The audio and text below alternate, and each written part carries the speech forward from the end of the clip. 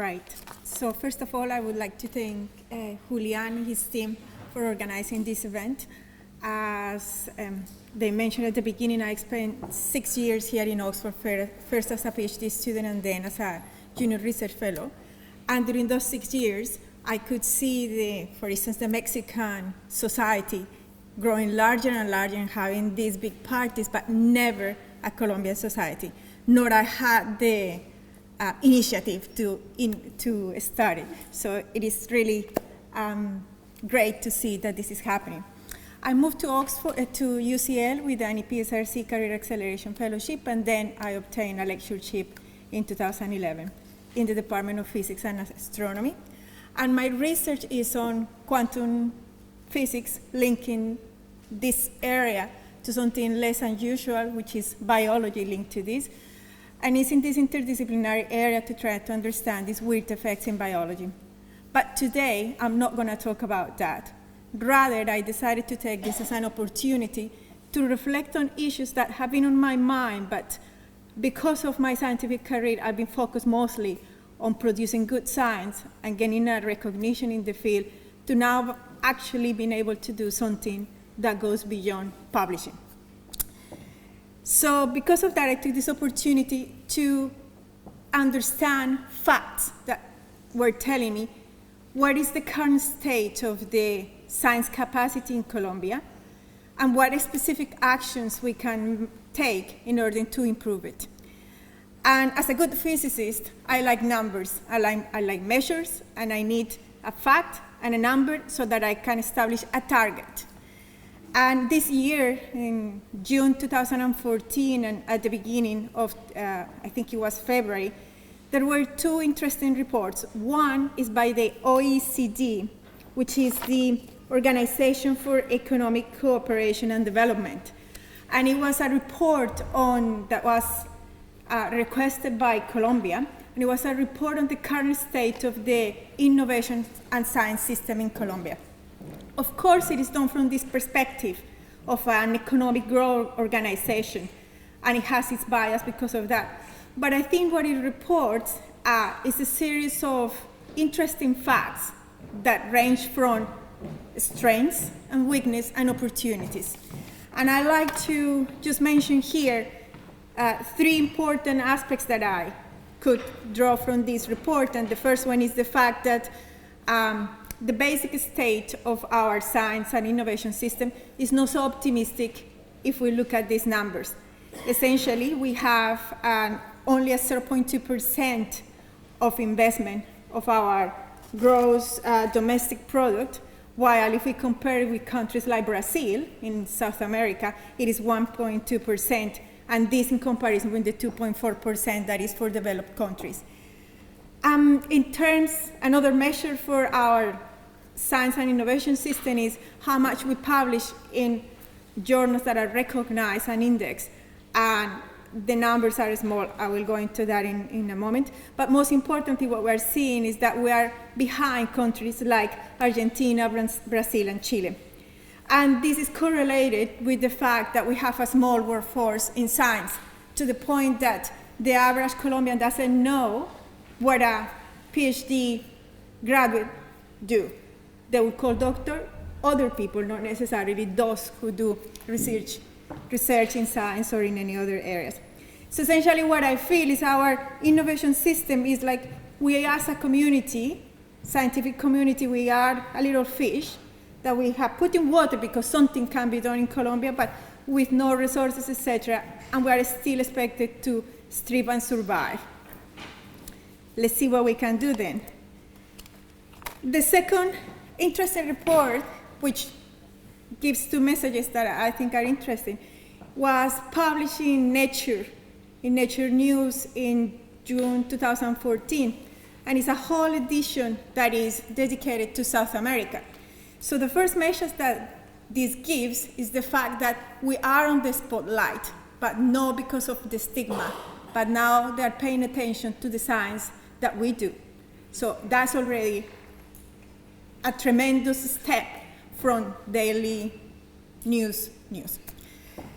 And an interesting aspect of the report that was presented in this publication is specific numbers. They don't highlight Colombia, but of course, because I'm Colombia, I specifically pay attention here.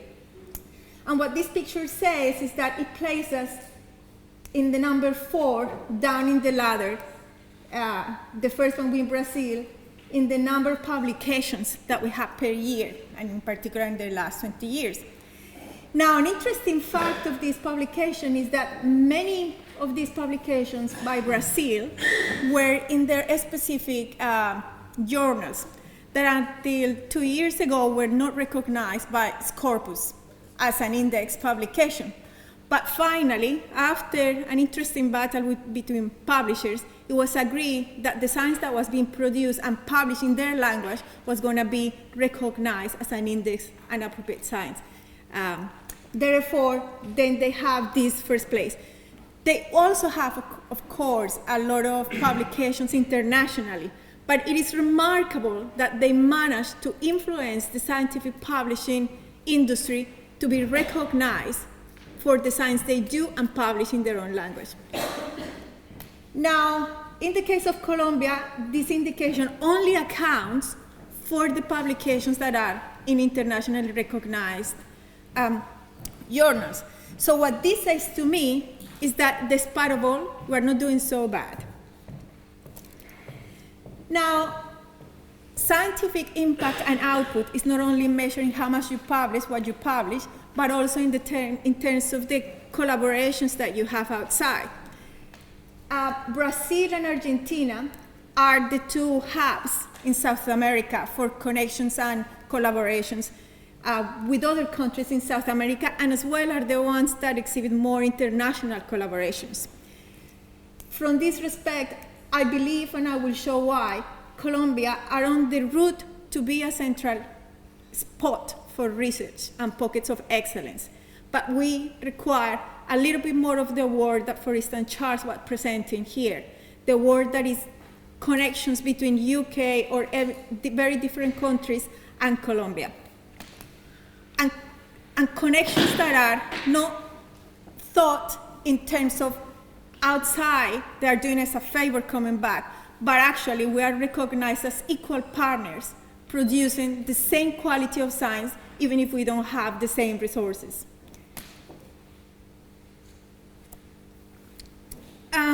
This is also, this aspect that I conclude from this figure, even though it's not highlighted in the publication, is exemplified here in this figure that shows the average of the impact of the world publication and where Colombia is. So despite of not being the first ones in Latin America or in South America, what this figure is showing is that the South American average is 20% behind the average of the world. But Colombia and Brazil are actually pretty much at the same level. And if you see here, even Colombia sometimes it has a higher average. Again, the reason for this is because in this measure, it has only been accounted what we publish internationally, not what we publish nationally.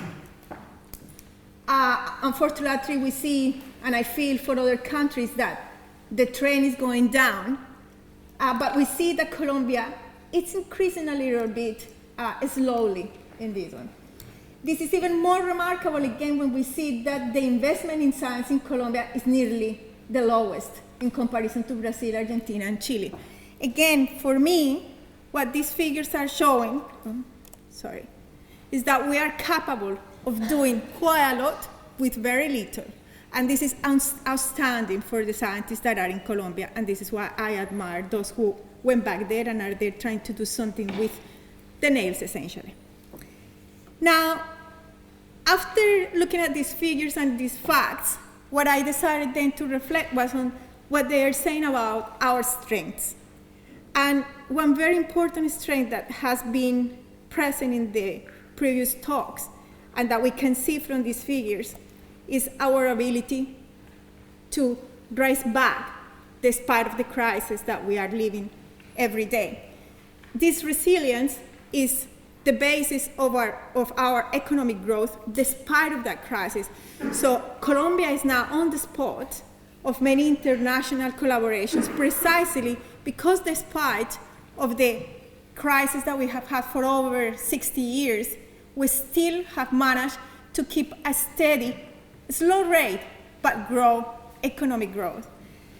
So that speaks very well from us. The next strength, that is something that is more recent, comes not just from within Colombia, but from outside, from Colombians that are abroad and that are self-organizing themselves to make an impact. This is an example of it. But there are equal networks in the United States. Last year, I don't remember the name of the director of Conciencias, the one that had to quit.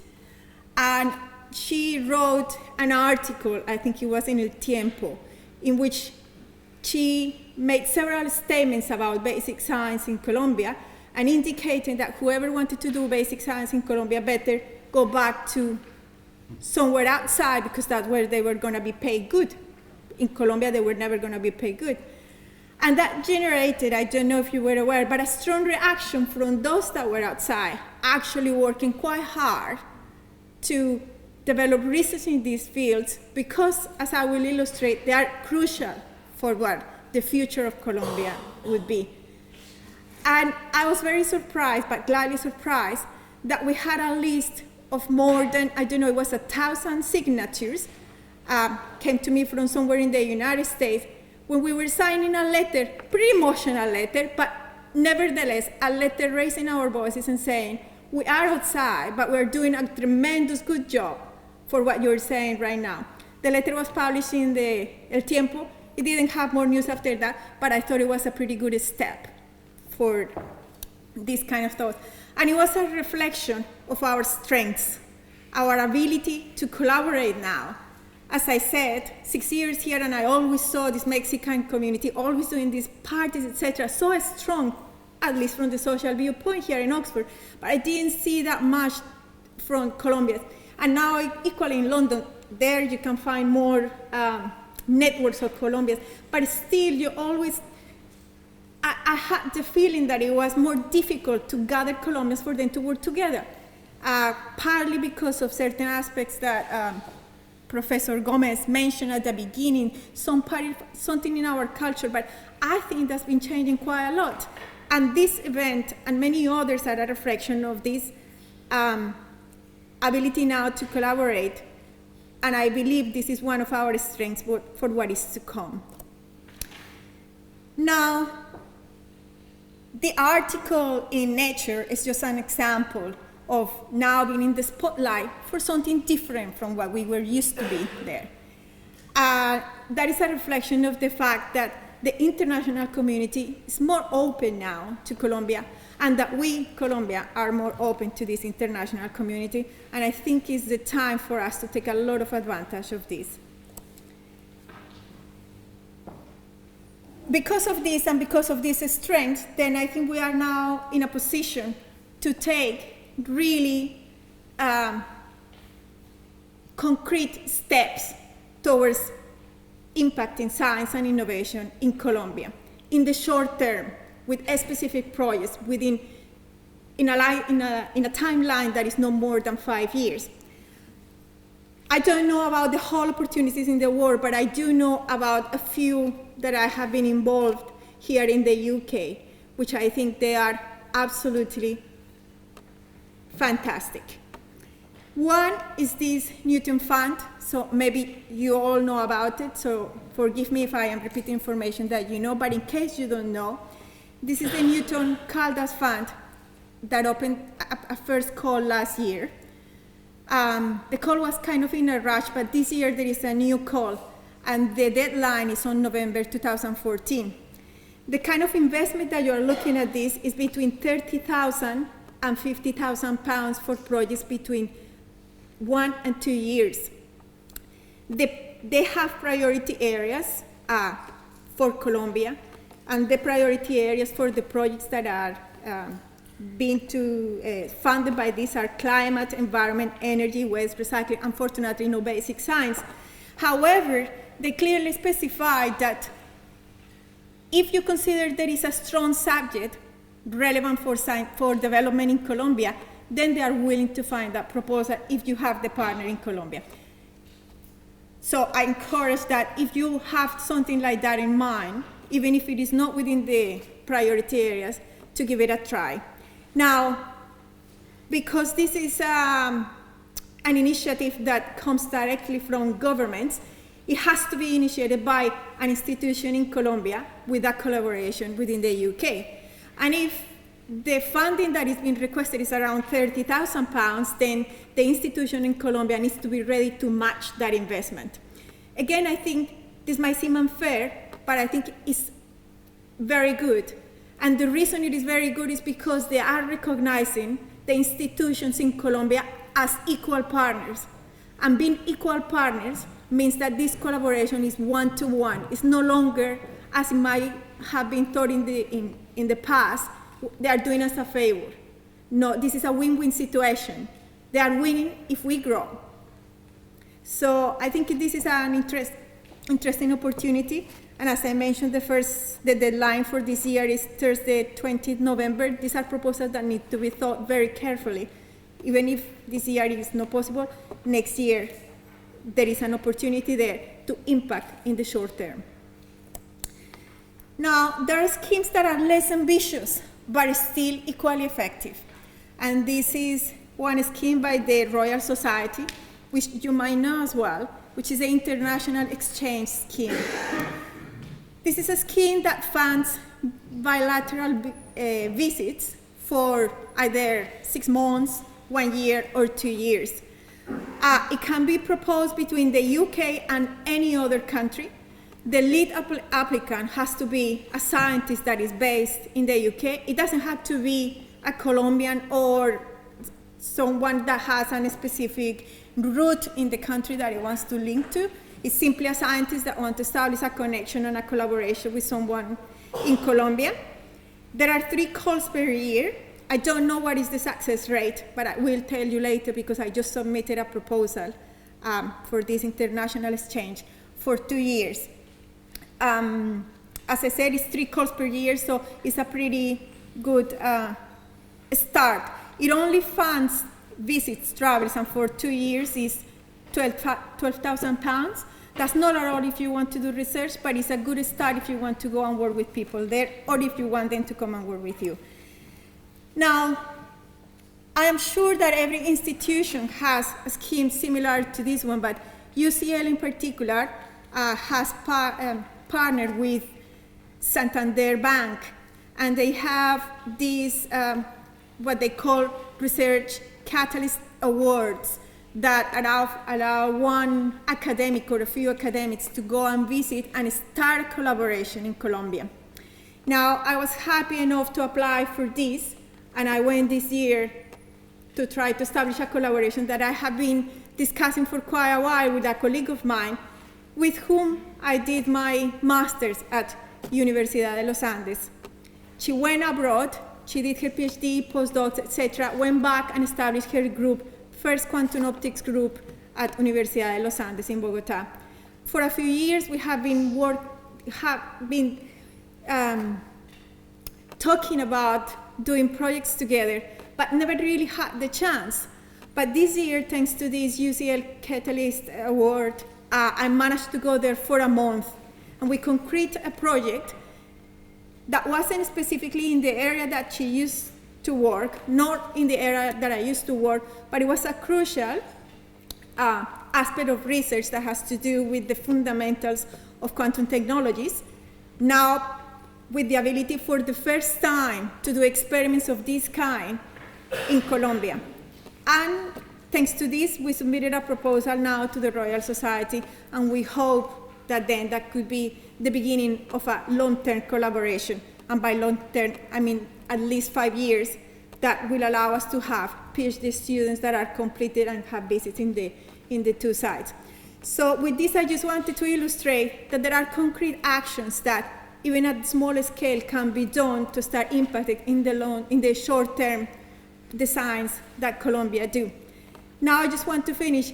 The majority, Colombia has a strength, and one of the pockets of excellence in Colombia has to do with research in agriculture. In fact, there is an institution in, I think it's Valle del Cauca. Right now I don't remember the name. It's the SIAT. that is well known because it fattens up cows pretty quickly and get them ready with organic food for sale. I think it is extraordinary that we're leaders in that area, and it is extraordinary that in some of these priority areas for the Newton Fund, agriculture continues to be the strength. But if we look at the reality of the world economic growth and what is needed today to strip and to have a country developing towards the future, it is undeniable that information, communication, energy, and health technologies are at the top. So we cannot just rely on one strength, but we need other strengths in Colombia. And I am an advocate, of course, being in physics, of the necessity of strengthening our basic scientific science research if we want really not just an economic growth for the next 20 years, but we want an economic growth even after the post-conflict. And with that, I would like to finish. Thanks very much.